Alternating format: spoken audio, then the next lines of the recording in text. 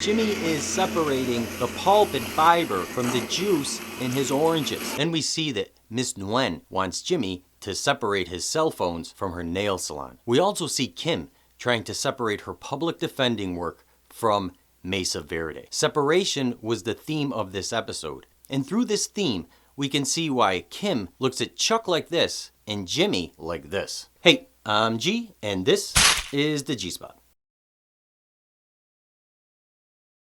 Gus was separating his legal employees from his illegal employees when he put the German workers into this new facility. He asked Mike to help him, and Mike focused on separating work from play. He talked to Gus about all the things they would need to help them relax so they weren't crawling up the walls. And also, when it came time for the first meeting with the workers, Mike had a problem with Kai, who wasn't ready to work. Going back to the opening of the episode, we see that this is part of Jimmy and Kim's conversation. Kim is talking about the case that Chuck just won that Jimmy knows nothing about. And the reason Jimmy knows nothing about it is because he's been busy doing the Oscar pool. Kim doesn't approve of all the play that Jimmy participates in. Now Kim is participating in the Oscar pool with Jimmy.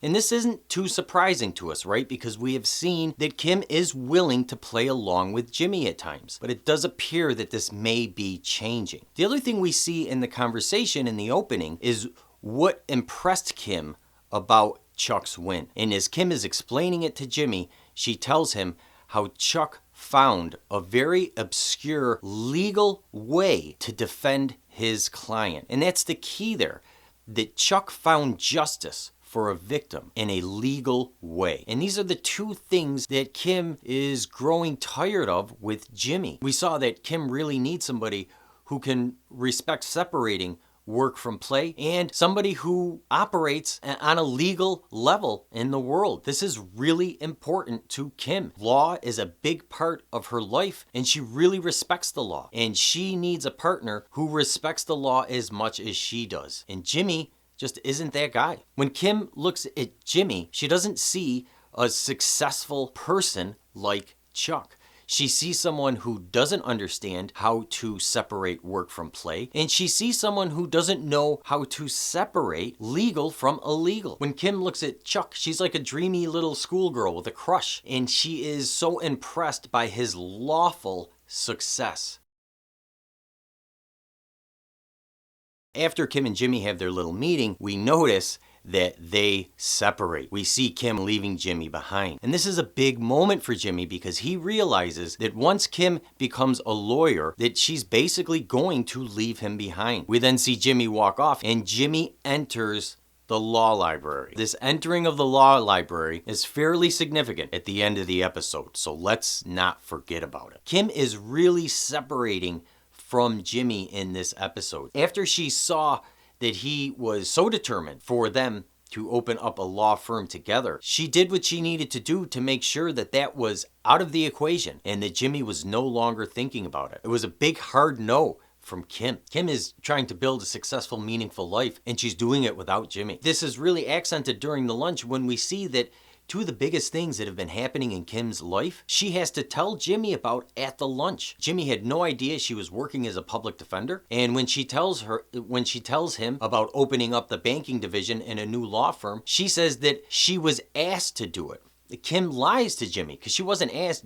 Kim proposed this. And I'm pretty certain this is the first time Kim has ever lied to Jimmy. Then Jimmy and Kim meet at the restaurant. And this is really a kind of a tragic scene. It is a tragic scene. For one, we know that Kim has been waiting for Jimmy to need her to help him with the grief of Chuck's death, but Jimmy hasn't had any real grief to deal with. But when Jimmy shows up at the restaurant, he has some grief that he's dealing with. It has to do with Geraldine, not Chuck, but he has some grief that Kim could help him deal with. But they never get to this. So here we have this point where Jimmy needs the emotional support that Kim has been wanting to give him. But at this point, it seems like Kim has given up and has moved on.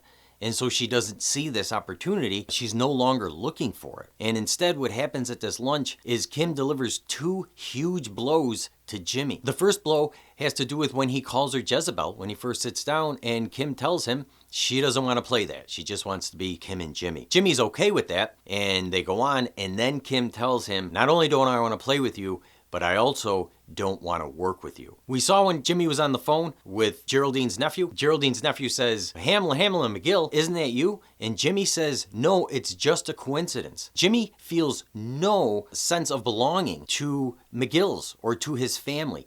Jimmy is alone in the world. And right now, the only thing that Jimmy really has is Kim. When Kim tells him that she is no longer interested in working or playing with him, Jimmy's world comes crashing down on him. The only person who doesn't do a lot of separating in the episode is Jimmy. Jimmy has a real difficult time with separating anything. He even struggles with the juicer. And when we look at Jimmy's notepad, we can see through the designs that he's made that him and Kim are together in his mind. He is not separating at all. He is joining them together. Jimmy gets the phone call telling him that Geraldine has passed away. Jimmy has a hard time with this. He has a hard time, one, separating from the Hummel that she had, that he has no chance of getting now. And her death also affects him. Anytime you see an upside down shot in a quality film, it means something. The question here is, what does this upside down shot of Jimmy mean? We see in the shot that Jimmy kind of comes out of the dark. It doesn't even seem like he's there, and then he just appears. And remember, we said to keep in mind him walking into the law library in the opening. He was going into the law library to start his mission to make himself a person that Kim would be impressed by. Jimmy is still on the same mission, but he's doing it in a much different way now. Jimmy has turned his world upside down. He's no longer trying to impress Kim in a legal manner. He is now trying to do it through illegal means. He has done a complete 180 in his idea of how to impress Kim. In the scene, Jimmy is separating himself from ordinary street criminals. And he wants these guys to know that he's untouchable, and he wants these guys to tell everybody else that he is untouchable. So Jimmy is trying to separate himself in this scene. But the more significant part is that he is taking a big step and really completely embracing being a criminal. And so we see Jimmy take this step to earn money, to be more stable, to show Kim that he can be an independent, successful person. But this is the worst thing Jimmy could have done to keep Kim's interest. I wanted to take a quick second today to let you know how you can get the most out of my videos. The majority of my videos on the theme of episodes. If I was to try to talk about every aspect of a theme, my videos would be like 2.5 hours long for a 42-minute show. My suggestion is, after you do check out my videos, is to go ahead and rewatch the episodes. You'll be able to see how much a good theme is really integrated into an episode. They do a great job with themes on Better Call Saul, and they really integrate it nearly into like every second of the episode. And so there's a lot of things that'll pop out at you. The episode may really feel like you're watching it for the first time. I hope you enjoyed the video. Please like, share, and subscribe. Thanks so much for watching, and have a great day.